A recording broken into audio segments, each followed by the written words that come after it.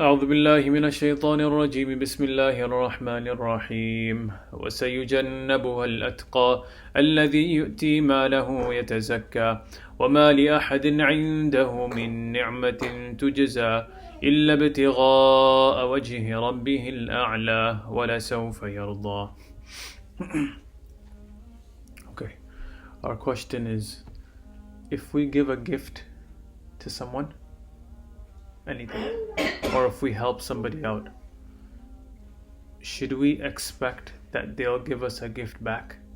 Should we expect that they're going to help us back? No? Good.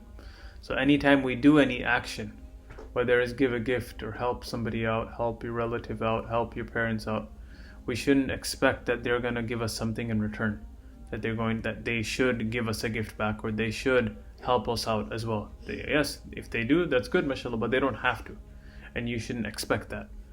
Okay, now who is the best example from amongst the Sahaba that was like this, that they would do something and they wouldn't expect any gift, they wouldn't expect anything?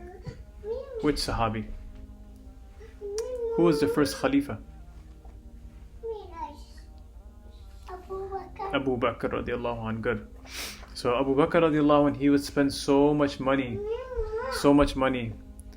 for giving charity, and he would buy, when there were slaves at that time, so he would buy the slaves and he would just free them.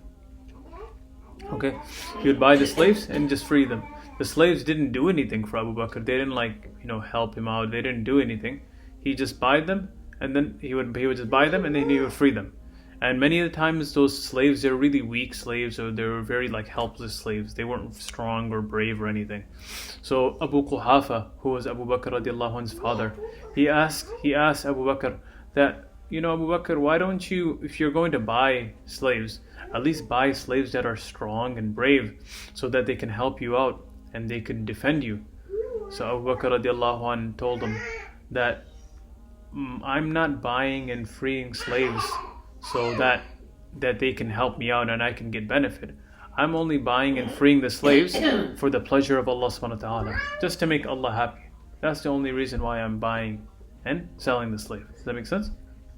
Okay, so what's the take-home point that we can get for that? Anytime we do any deed, what should we think?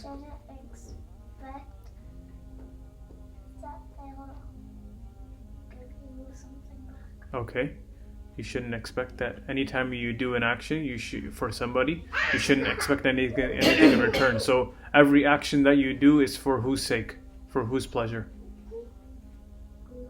Allah, right? You do it for Allah subhanahu wa ta'ala's pleasure. Any action that you do. Does that make sense? Yes. Subhana rabbika rabbil izzati amma yasifun wa salamun ala al mursalin walhamdulillahi rabbil alamin.